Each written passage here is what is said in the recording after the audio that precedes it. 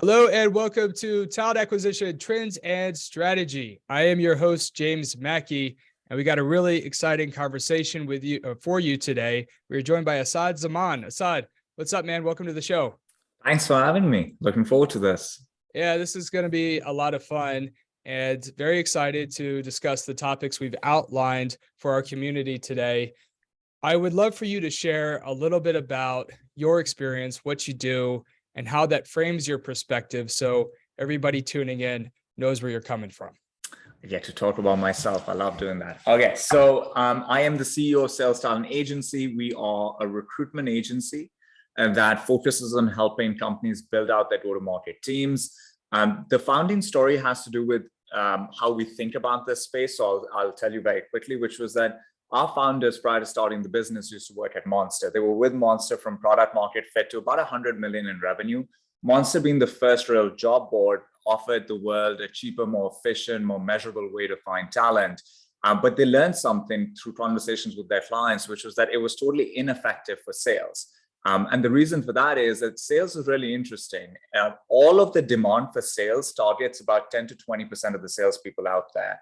And those people are generally good. They get paid well, they get treated well. So they're not going to job boards. If you want them, especially before you are Amazon and Google from an employer brand perspective, you have to be the ones going after them. So that was the insight that led to the creation of the business. They looked at the Canadian landscape and they realized that there was no agency at the time that specialized in solving this problem. Being sales leaders, they knew that the problem was complex enough that it needed a specialist. So they started the company. We stayed within Canada, worked on junior and mid-level sales roles for the first 4 years. We're 15 years in, so we've evolved a fair bit. Right now, we are across the entire go-to-market team. So that's one way that we've evolved. We've got practices in customer success, product marketing, technical sales, etc. We're end-to-end, so CROs down to BDRs and everything in between. And we've expanded geographically. So we are one of two leaders of this category in North America as a whole, and we are present in Europe and Asia Pacific as of the end of last year, or actually the end of 2021. In terms of our scope doing this, so we've worked with about 1,500 companies, mainly tech, 70% are pre-IPO, 30% are post-IPO. We've facilitated about 700 million in salaries. So we've had tons of repetitions doing this, and those repetitions have informed our have helped us build our network out and our brand out. But more so than anything else, it's helped us develop the systems that we deploy. Philosophically, we believe that recruitment is not an art, it is a science. It can be done in a repeatable, predictable, and scalable manner. And so we've had the pleasure and the opportunity to develop these systems and tons of repetitions of optimizing them, calibrating, and developing frameworks that we feel give our clients a real competitive advantage. So in a bit of a nutshell, that is us. Awesome, man. Well, that's really great to hear. And I think that that's what's going to lead to such a helpful conversation, because between the two of us, we've worked with so many tech companies and we've helped so many hire. And I'm, my company, we do some work on the go-to-market side for tech. About a third of our business, maybe closer to between a third and half of our business goes to go-to-market. But then we're also on the technical side. So engineers, products. So we have segmented teams, and then we have a G&A team for, finance, HR, everything else, right? So it must be really interesting to see the market as an overall market like that, because we have this one lens in it, right? And it's a really interesting lens. It's fascinating.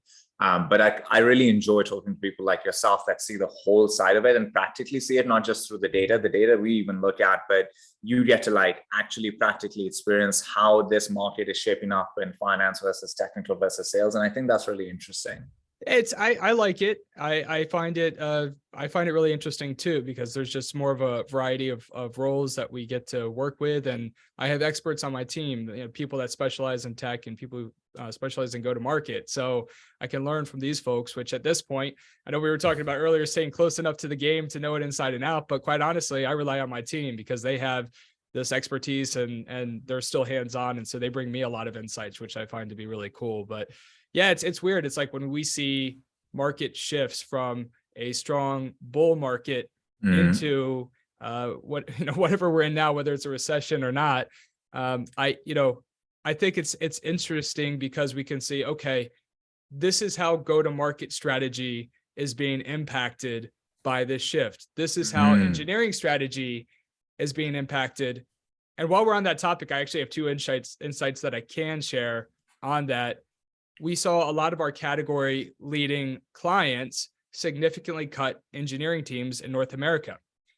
And so what we saw was we saw companies like Affirm and other category leaders cut 500 plus engineers that pretty much they had hired most of last year, right? So within 1 year, and focus on shifting their strategy to an offshore model. Interesting. So we've seen a lot more international hiring for engineering teams. What has been really interesting as well is we've seen an uptick in international VCs invest in Indian-based companies, which are investing more in go-to-market strategies in the US market. And I think, interesting. Well, what's interesting too is I think part of that strategy is US companies are playing retreat. They're playing, okay, now shit, we got to scale back, focus on profitability, and they have to focus on this reorganization versus a lot of Indian firms that already have a low cost structure, or at least more so in the US, that they can continue to focus on offense. So you got international funds like Prosus that are investing in these Indian-based firms to build their go-to-market strategy in the US. So just some nuanced things we're seeing. It's really interesting. I'm from Pakistan, and so I have tons of family in India. So it's been really fascinating to see how India has become this huge player in the tech world. And I think what will be really fascinating to see is at what point does compensation start becoming high enough in tech in India that arbitrage is no longer available? Because right now it's very simple, right? Like if you hire tech talent in India, Pakistan, or any one of these countries, you're paying a fraction. And so you'll deal with the time zone and the other issues that come with having a team that far away, because the cost benefit is so significantly in your favor. But I have noticed, like, there was this one company in Pakistan that started this trend where they started paying closer to European and North American compensation to their people to really be able to attract the best. And it increased like the base level for all of those roles. And so it'll just be interesting to see at what point does it get to a stage where now it's no longer competitive to do that. And then how does it all play out? Well, sure. And that's a good strategy, I think, to pay people very well in traditionally, I guess, cheaper markets, right? Yeah. From a US investment perspective. So honestly, so we started about 5 years ago, we built a subsidiary in Romania. Oh, interesting. And we could have gone the path of least cost possible, where we're going to hire recruiters at market price. But what we ended up doing is paying people around twice as much as what they could earn elsewhere. Yeah, because that was still a lot cheaper than hiring them over here, right? Yeah. Right. Yeah. And it's, so we were still getting some of that price arbitrage, but we were also we didn't get greedy with it. Like our goal was, hey, let's compensate people really well. Now, and since then, we've actually scaled back from the subsidiary, and now over 90% of our employees are US based, but for other reasons. But, I think you're right. Like, I think it's going to be kind of a rising tide with the remote work and flexibility, where we're going to see increased salaries globally. However, I do think that possibly time zones in and of itself could restrict salary growth to some extent. And I'm not an economist. Interesting. But, if you can, as a US based company, if you're going to pay full price, you're probably going to just hire at a minimum in North America. So maybe we see. Yeah, you're going to get somebody closer to your time zone at that point, right? Because if you're going to pay this type of compensation, then you want all the benefits of that compensation: proximity, cultural alignment, all of these things. It's only when there's a difference in how much you're paying are you willing to deal with those issues. There is this really interesting company that had built a 24-hour development cycle by building small teams in different markets, which I thought was really fascinating because they were shipping product at a pace that I hadn't seen before. And the only reason they were able to do it is they had all time zone coverage. So there are some interesting plays of that sort as well, it's a really hard one to implement and execute, but if done well, it can be a huge advantage, especially in a category that is competitive, where the speed of developing and shipping product is necessary. In that type of a scenario, if you can get this right, it's a game changer, but it's so hard to get right. 24/7. That's like every business owner's dream. Yeah. You get people in different time zones, and the work never stops, right? That's like your company's working for you while you sleep. It's literally like your pace of shipping product could be 2 or 3 times your competitors at that point, right? Like, and that is, that's a real difference maker. So, oh, hell yeah. Well, now you got me excited. I'm going to rethink my strategy 5 years out. Like, what do we, and so I feel like as services, it's a little bit trickier because you would need to have clients in a lot of clients in all those different regions, because it's going to be hard to find talent. Like, one of the challenges with Romania was, even with high salaries, culturally, first of all, they don't care quite as much about money. They want to earn a good living, but they care about stability. They don't care about, hey, they don't necessarily care about earnings if it's going to inconvenience their lifestyle too much. Because they were recruiters, we asked them to work US based hours. And so that cut down the candidate pool still significantly, even though we were paying a lot more. So for us as services, I feel like it's a little harder, but like product companies, yeah, I could totally see development teams in different time zones like that, as long as its process is built up properly, keep everything organized. I think it's a really interesting point. Like, I used to sit on the board of a software development company that was based out of Pakistan, and then one that was based out of Toronto as well. That was completely onshore Canadian employees working with North American companies. Both had North American clients, but they just had different ways of doing it. And I learned that for technical roles, that the difference in markets, it doesn't make much of a difference, right? Like, the technical aptitude capabilities are there. But if you start going into things like sales, right? Like, there are horror stories of people that have tried to outsource the BDR function to a company in Eastern Europe or Asia, or even Mexico or South America. It doesn't work. And I think for recruitment, it is similar. Services in essence is you're selling the ability to solve a problem. You're not selling this tangible product that they buy it, they know exactly what they're going to get, right? Like, when you buy a CRM, you know what you're going to get. But when you are buying services of any sort, whether you're going to a lawyer, a doctor, recruiter, a consultant, accountant, you're buying their ability to solve a problem for you. And you're taking this leap of faith, and you'll do it based on a couple of things. They have the niche focus that aligns with your problem or your area. They've dealt with similar clients before. They've solved similar problems before. They are communicating with you in a sophisticated and intelligent manner. But at the end of the day, you're taking a leap of faith. And so the thing that helps you take that leap of faith beyond everything else, in my mind, is when you are dealing with and talking to and working with true experts. And so the job of a services business is to develop expertise in its people. It takes time, it takes effort. But I think because of that, there is a need to hire people that you can see working in the business for way longer than sometimes you have to think, or a longer timeline than you would think in a product business. And so because of that, it's probably better to have proximity, not because people in that part of the world can't work for your company for a very long period of time, but to sometimes drive long tenures, you need things that proximity allows for, or at least allows for in a more efficient and cost-effective manner. So that's, I think, one of the major reasons why a company like yours or ours would focus more on hiring people around wherever they operate, because then you can bring them together, and then you can the time zone advantages play out, and then you can have events, and you can, there's a lot of things that play out of that sort. Yeah, for sure. It's like, you want to show up to SaaStr like 20 deep, like all your recruiters, right? Put on some t-shirts, and it's like, you don't even need to do a sponsorship. You're rolling deep with your team, right? 100%. Yeah. So, well, hey man, that's so cool. We just added like 15 minutes of value, and it wasn't even on the agenda. So it wasn't on the docket.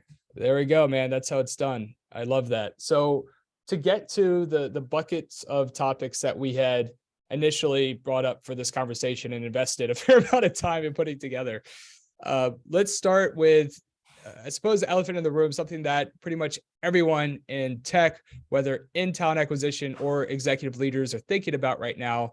Let's talk about the overall state of the labor market.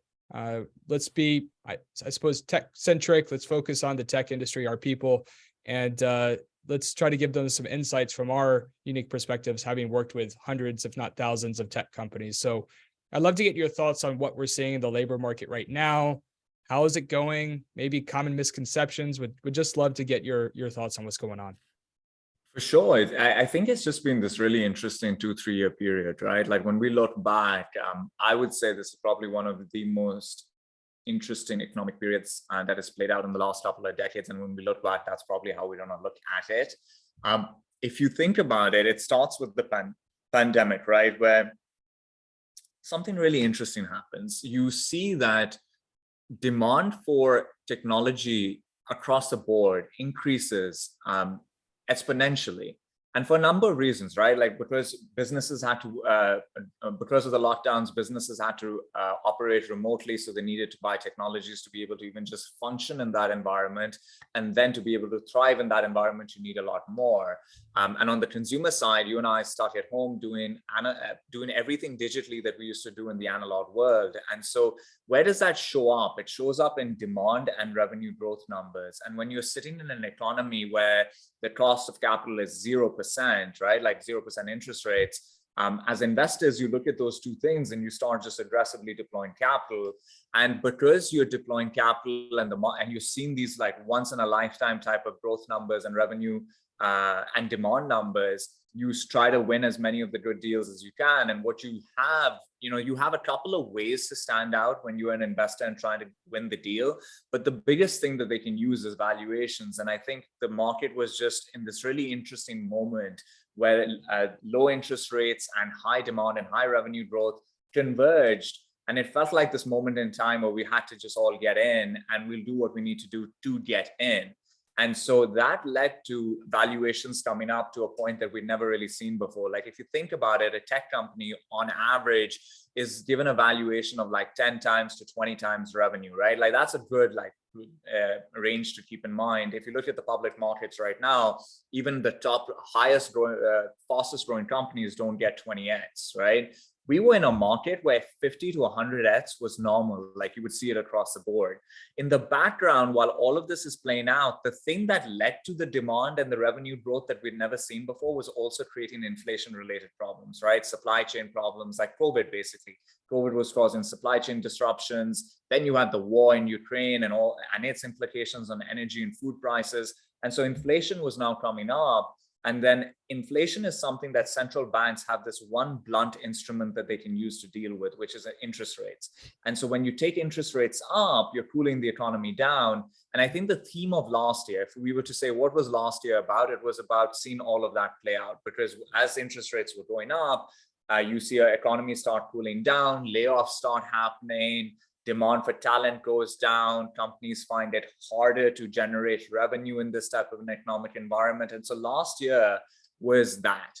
I think if you think about the labor market now, it is so intricately and deeply connected to the interest rates that because interest rates will cool the economy down if they're going up. And that means that demand for talent is going down. And then maybe, it happens often, but it's still a maybe, unemployment goes up, and supply becomes more available, however you want to call it, right?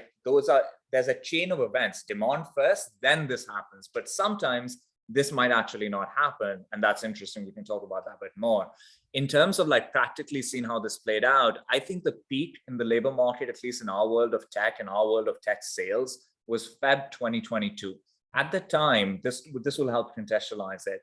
The demand for software sales talent in the top 10 markets of North America, there were 147,000 open jobs for 92,000 people that do those jobs.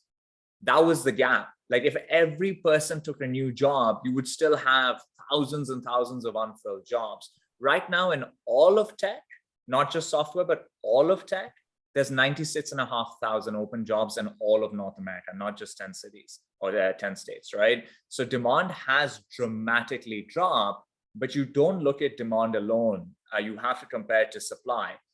There are 96,500 open tech sales jobs for 825,000 people that do those jobs. That's still a relatively competitive talent market. And so it's really interesting to see how that's playing out. it's fair to say demand has dropped significantly. The next thing will be, does supply become a lot more available? And that's the question, right? Has it become more available? Is it more available right now? There have been 175,000 people laid off in all of tech between last year and the beginning of this year across the world. It's really sad. But when you just look at it from a data perspective, there's 9.9 million people in North America alone that work in tech. So 175,000 versus 9.9 million. I don't think the layoffs have been significant in the grand scheme of things. There's still 5 times as many open tech jobs in North America as there were people laid off in all of last year and the beginning of this year in all of tech in all of the world. So the supply impact, in my mind, or from what I can see, hasn't played out just yet. We've seen demand drop, but supply still is we wait to see what's going to happen with that. Maybe there will be a lot more layoffs this year, and there are a lot of people that think that'll happen. We can talk about why, and that'll change the dynamic. But as of right now, what we've seen is demand drop from an extreme peak to a level that, when compared to supply, is still a relatively competitive environment in which hiring, in my mind, does not necessarily become easier. I could actually debate that it probably becomes a little bit harder. That's all very helpful. And I have some follow-up points that I think can also add value. I think, first off, just to echo your point, people tend to look at a top line number. People make this mistake all the time, whether they're thinking about revenue or they're thinking about any type of supply and demand equation. I think you're right. People are looking at demand dropping and then assuming it's going to be easier to acquire talent. Yeah. I think that is wrong. I think that it is easier. I mean, let's not, I think overall it probably is easier, not necessarily for high level positions, but maybe for some IC roles, it's a little bit easier in my opinion. But I think it's still pretty competitive, and you do have to look at supply. And I don't think that that's a conversation that is circulating on LinkedIn and in the news. I don't think that that sells copies of whatever people are selling. It doesn't grab eyeballs and clicks. No. And so we're not looking at, and nor I also don't think people, they want to look at something for 3 seconds and get a soundbite and feel like they know what's going on. Well, also what happens is that we're good at remembering history, and history repeats itself, but it doesn't repeat itself 100% in the same way, right? And so just because in 2000 and 2008, hiring became easier for those that were hiring because layoffs were so across the board and the numbers were so much higher and demand dropped so much, we think, well, that's exactly what's happening right now. Because the capital markets have dropped in ways that match those years, right? It's just that we're not there right now in terms of demand and supply of labor, at least in our world, which is tech. And for me specifically, it's tech from a go-to-market perspective. I would say that, maybe for some roles it's easier, but let me pose a question to you. Last year and the year before, when we were in a really hot market, demand was easier for companies to generate. They were generating tons and tons of demand, right? And so when demand is being generated at the velocity that it was being generated at because of the state of the economy, the salespeople you hire, you could have a B-level salesperson in your team who will probably still be in and around quota, right? Because at that point, the job of a salesperson completely changes. You're taking demand and you're navigating it through your process and you're maximizing the chance of closing it. Some would say order taker. I would say that's that's not how I would think of it, but you are more of a conductor at that point. Whereas in this market, where demand is really hard to generate, you don't have the luxury of hiring from the top 20%. You have to hire from the top 5%, the people that have the ability to be creative and tenacious enough to generate demand in this market. So if you are hiring, your pool was 20% of the market that you could hire from last year or the year before, and it is 5% right now. So to me, even for those IC roles, at least in sales, it can still be quite hard to make great hires. I think so. Yeah. Oh, go ahead, man. Sorry. I was going to say, if it just feels too easy, they're probably doing something wrong, but yeah. Right. Well, that's right. If it's too easy, are you screening candidates properly and putting them through a robust enough interview process? The goal should always be to be the best. The Hmm. best people are going to, the best fit people, I should say, are the individuals that are going to help your company generate whatever business outcome that you're trying to strive for. As I like to say it, it's like top talent is always going to have options in any Yeah. market condition, right? If you're pushing high enough, again, if you want to be the best at talent acquisition, the 95th and up percentile of folks are always going to have multiple options, particularly as you get to more strategic or rarer skill set, particularly obviously like leadership roles. You need great leaders, you need great strategic folks, specialized folks all the time, and they're always going to have multiple options. So I think it's a really bad mindset to have that somebody top talent is only has you, right, that they're considering. They're still going to have 100%. several If you think several about, options on the table. if you think of investors, investors are looking to invest in the N of one type of company, right? The one that can be the category leader. And I think, what's the difference between a good company and a category leader? It's the people. It's the people that they were able to hire, because it's a really hard challenge for companies to solve. These companies hire at a velocity that we've never seen in history before, right? Like, think about triple, double, right? Like, from a revenue growth perspective, well, your employee count is dramatically increasing during that journey. And when history have we seen an entire sector have hundreds of companies that are hiring at that scale? It hasn't happened before. And it's going to be, to me, the hardest problem for them to solve, is to maintain the quality of hires as you increase in size and scale at the velocity that you're increasing at. And if anyone, and it's the biggest difference maker between them being number one in their space and them not being number one in their space, is the quality of the people that they can bring on board and how they enable and equip those people to be able to create the outcomes that those people are responsible for. Anyone that doesn't give it the due attention, the due amount of resources, and recognize the difficulty of that problem to solve, to me, doesn't have what it takes to build that N of one type of category leader. And unfortunately, we've spoken about this also between us, which is that internal talent acquisition, when you think about the challenges of internal talent acquisition that you see quite often out there, you realize that for a lot of companies, they haven't given it the right attention. They haven't given it the right amount of resources. That division is usually quite under-resourced and understaffed and underappreciated and overworked.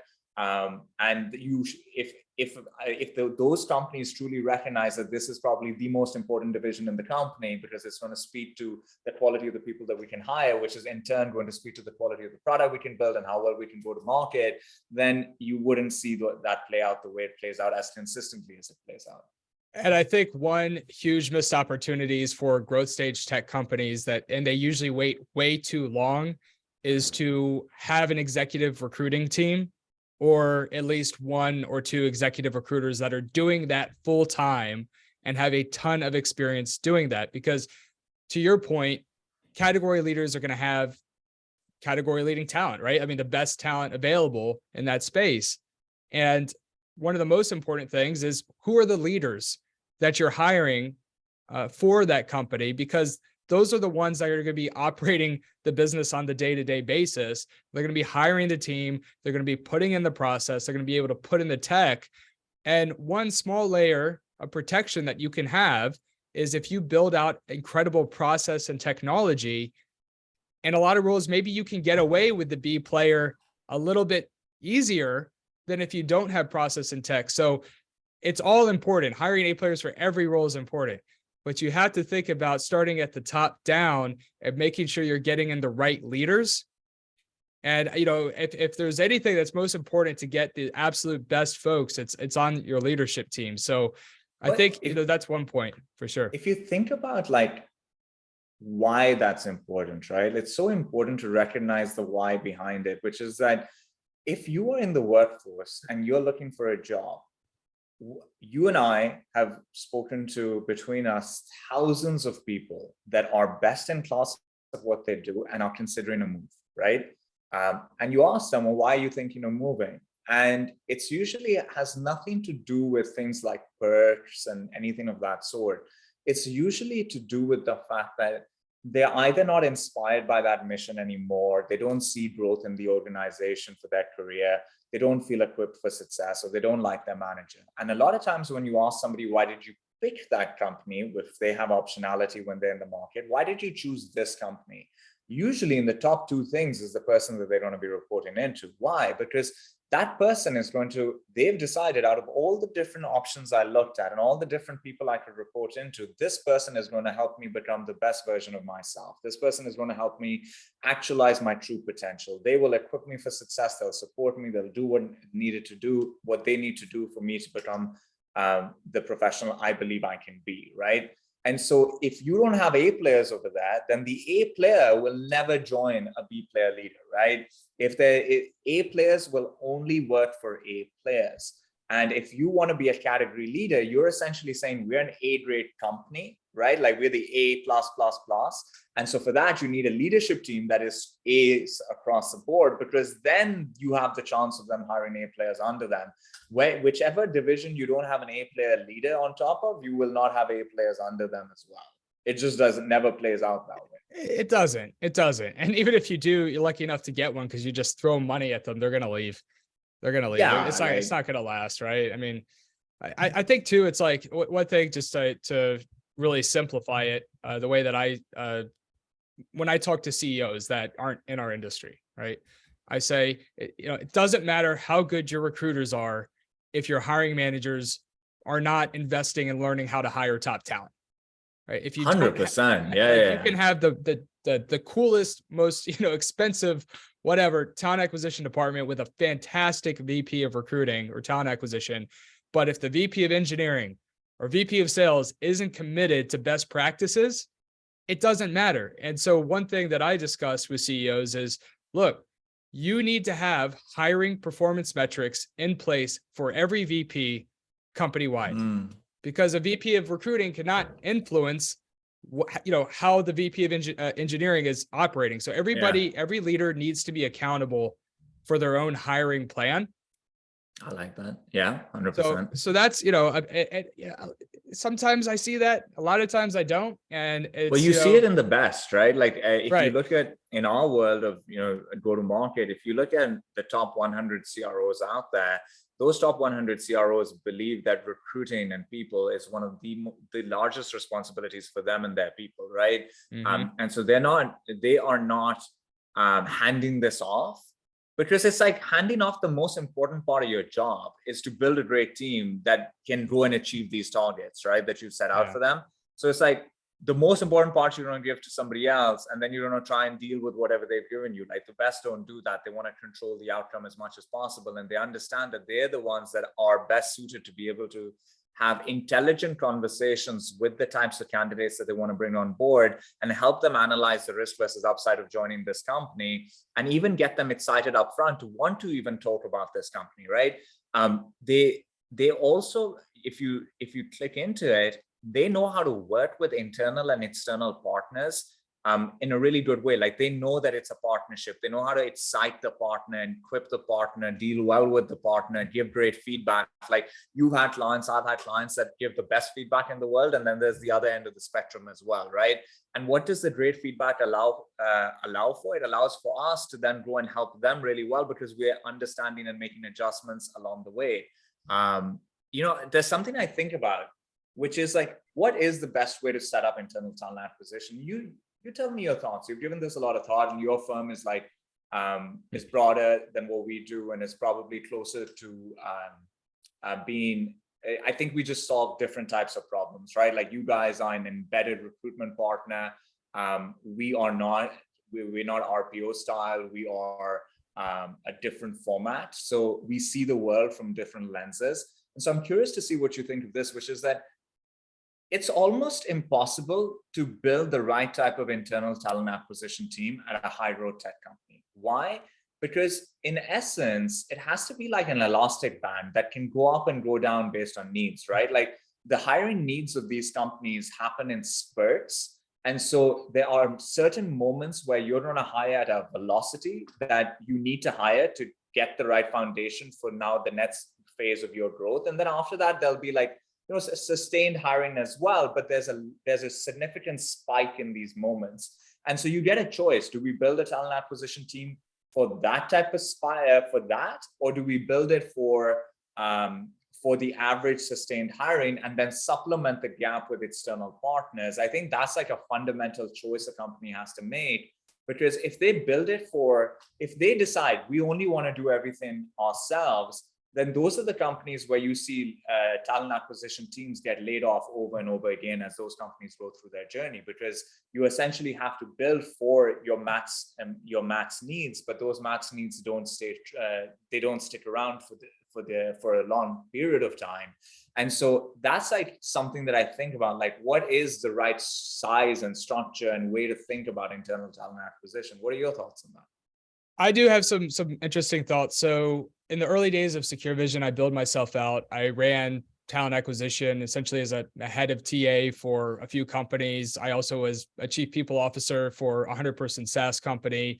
And then with my own company, as with yours, right, in the CEO role, we've built out recruiting functions. So yes, and from an RPO perspective, for some of our clients, we are running talent acquisition. We are 100%, right? Typically, it's usually a 70-30 split, 70% in-house, 30% us to augment that and provide a layer of flexibility.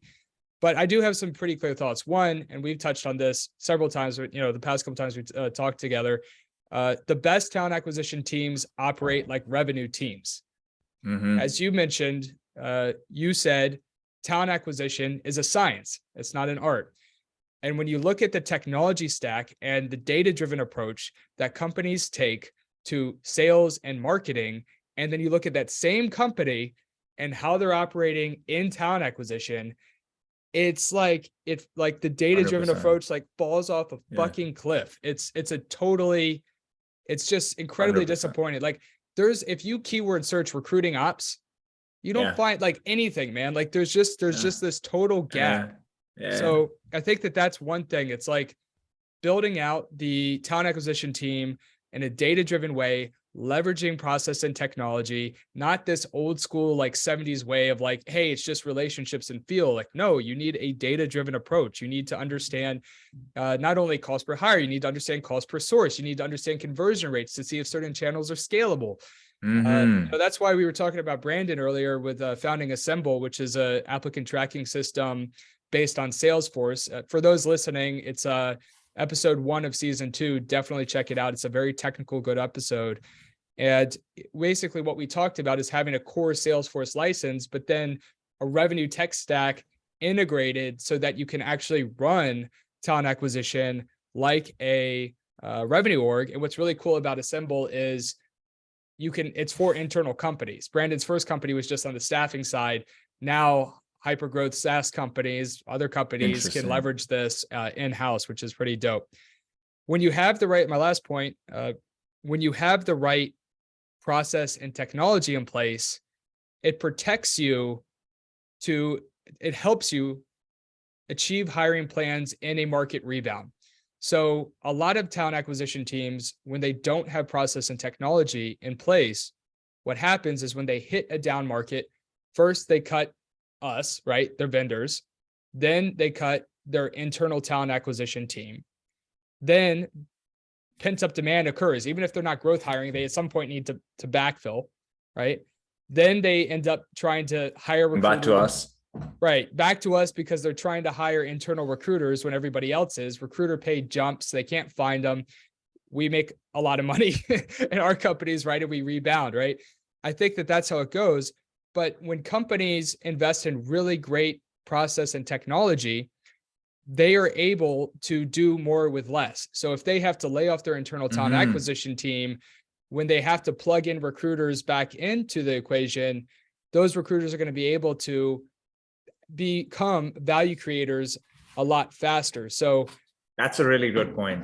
Right. So I always think it's like you have to invest in process, and technology needs to be consistent. It doesn't matter what market environment you're in, but that tech stack needs to be in place for the long term.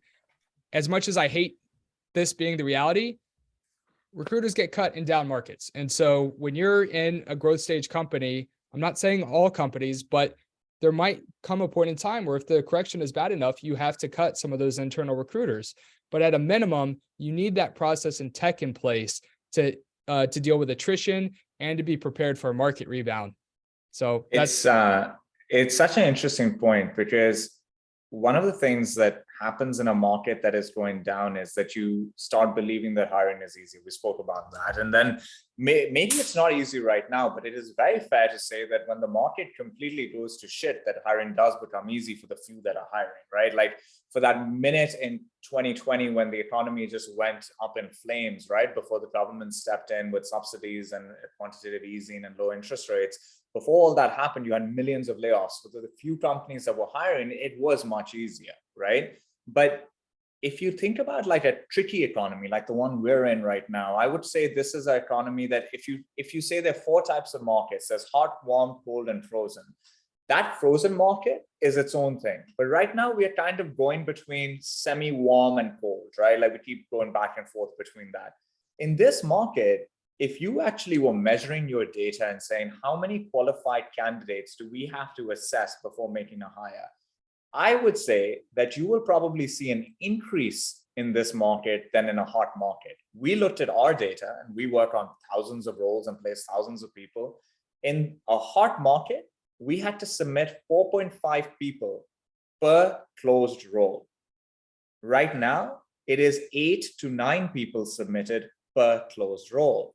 Why? Because companies have less hires to make. They have less risk that they can take on. They're going to do more due diligence. Their bar for hiring has gone up. And on the candidate side, candidates are optimizing for risk management just like everybody else. And so if you're looking at a job and you've got a bunch of different things you're looking at the same time, the things that are attractive to you are going to be very different in today's market than what was attractive in the hot market that we exited. And so candidates are optimizing for things that you might not be able to offer them. They might even just decide not to. They might explore a bunch of things and decide, I got this job. Let me just see how this plays out and stick with this for the next 9 months and then make a move. And so you need more candidates in play, which means that you actually don't need less resources. You kind of need more. And so you wouldn't have the proof point to go and slash the budget and the infrastructure and the people in the talent acquisition team the way that some companies are doing because they think they're right sizing that team. Yeah, I think it's not uncommon for companies to cut talent acquisition too deep and they end up spending more money. And I get it. It's hard as a CFO when you're looking at a P&L, you're looking at a forecast, and you have to show a path to profitability to investors. It's hard as hell. So I do have empathy with companies that are going through that struggle. But man, you're right. Like I didn't think about that, but you're right. Submittals do go up in these markets because like the way that I look at it is if you're hiring 20 account executives, a good revenue leader is going to know, okay, X percentage are going to be A players, X percentage are going to turn out to be B and C performers. But if you're only hiring 3, you better get it right. And 3 that are going to sell in this market. Because if you're a salesperson, like let's say you're a mid-market AE who started your career in a great market and you kind of have built up in a great market, do you have what it takes to sell in this market where it's totally different? Like we've not had to sell in a market like this for a very long time, right? So there are a lot of people that don't have the skills and capabilities to do that. So if you're making 3 hires, you have to be so careful that you get those hires right. And that means that you're going to have to spend a lot more time and energy and attention towards making those hires. Then sometimes you end up thinking at the onset because somebody told you that, oh, in this market, at least hiring will become easier. It's like, maybe it will one day. You know what could make it easy? Last year, there was another record that was set. The number of IPOs that didn't happen, right? What does that mean? Tell me what that means. So think about every year, there's a certain number of companies that go public, right? And last year, the least amount of companies went public out of the last couple of decades, I think. Damn, I didn't know that. Right. So now what happens is that you had all of these companies that were in 2021 at the cusp of going IPO. and they'd raised a large round. They were preparing to go public, and then the market turned. Interest rates came up, the correction began, valuations came down. They couldn't go public. And so they'd raised in 2021 at crazy valuations, but a significant amount of money, right? Like if you're a pre-IPO company, you raise a pretty large round. And so they were probably careful with their money as much as they could have been, which got them through last year. But how long can you get through without going back to the market for more money, right? I don't see those companies, and there are hundreds of these companies out there. They're not going to be able to survive all of 2023 and then some of 2024 without going to raise money. Where do you go? You either go to the private investors or you go to the capital markets. The private investors are not going to be looking to invest in those companies. The valuations they raised out were too high. And it's going to be really difficult to make that type of a down round that needs to be made for that investment to make sense, for it to work out, right? And in the public markets, the valuations are nothing compared to what these companies raised their last round at and want to get. And so I think those companies are in no man's land, and there might be a lot of layoffs that have to happen over there towards the later part of this year. And that would make supply significantly different than it is today from a dynamics perspective. And at that point, we might be in a market where those that are hiring find it a little bit easier than I think they will find it today. But it's only if that happens. Otherwise, if it just stays the way it is from a dynamics perspective, this is not an easy market to hire in. I'm really interested to see what demand looks like for Secure Vision by week 3 of January. For your business. For my business, because I want to see, based on annual planning that occurred in the last week or two of the month, a lot of the customers and prospects we were speaking to were saying, we're going to have everything finalized the first and second week of January. So what I'm really curious to see is how many companies went on a hiring freeze versus how many companies are going to aggressively start pursuing hires again, even if it's lower volume. How many are going to need to hire urgently, even if it's just for a few roles? So it's still too soon. We are seeing an increase of quality pipeline towards the end of Q4 and going into January, but it's too soon for me to give feedback on how strong demand is versus Q3 and Q4.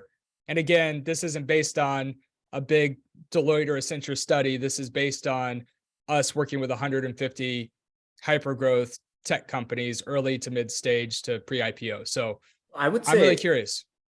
My prediction would be that it has to be higher than it was in Q4 at least. Because Q4 market sentiment was really down. And when you look at tech companies, like let's say you work with a lot of high growth tech companies, a lot of them have SMB and mid-market sales motions, right? And a big part of your business is go to market. Those companies' hiring season is Q1 and Q2.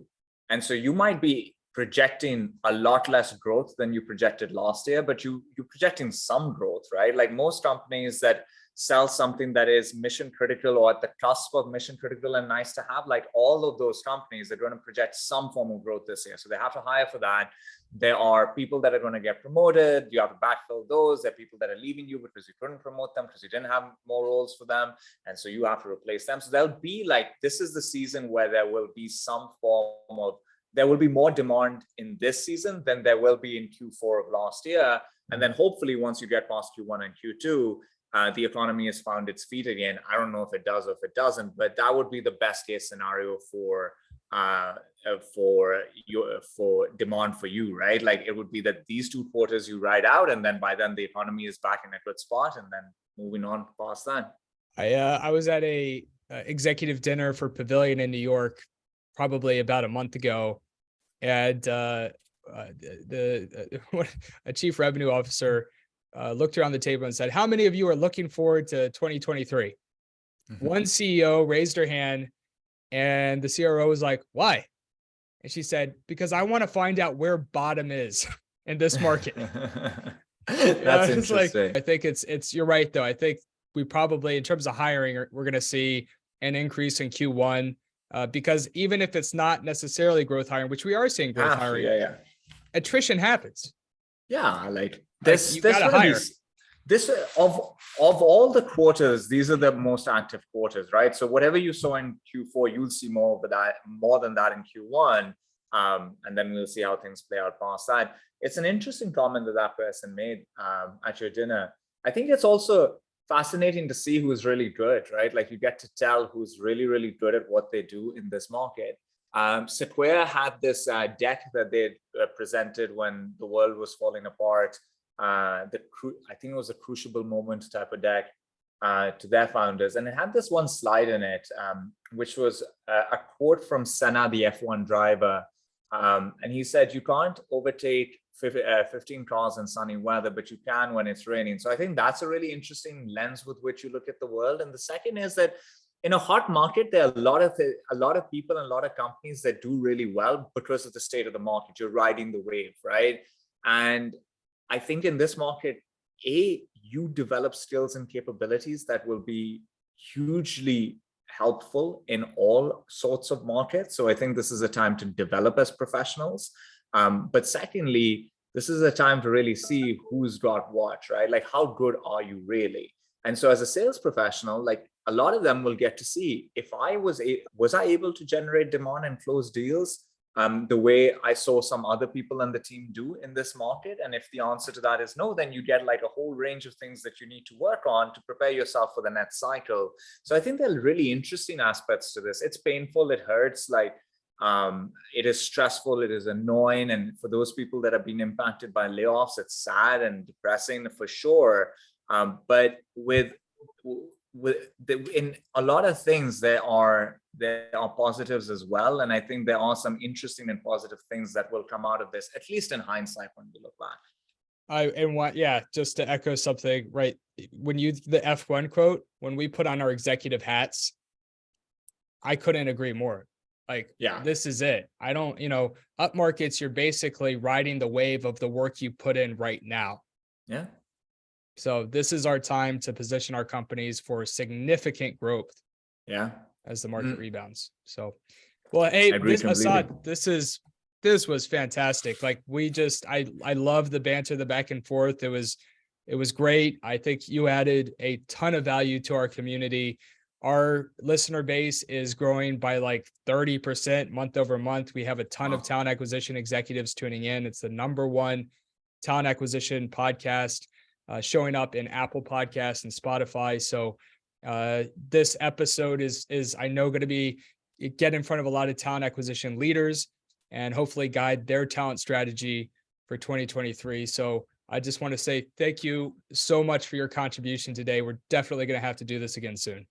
Brilliant. Thank you so much. I thoroughly enjoyed it. We went off of our schedule and spoke about all sorts of fun things, and I hope it was useful and valuable and enjoyable for you. And I look forward to coming back whenever you want me. Asad, if people want to talk with you and connect, where can they find you? LinkedIn, if you want to connect, Asad Zaman, you can search me. I'll pop up. I don't think there are too many with my name there. And then if you want to get in touch and in another way, you can email me. It's asad.zaman, so asad.zaman @salestalentagency.com. Sales Talent Agency. So sales.talentagency.com is your company's domain if people want to learn more. Salestalentagency.com. Yeah. Perfect. Okay, great. Well, hey, this was a lot of fun for everybody tuning in. Thank you so much for joining us. We will talk to you next week. All the best.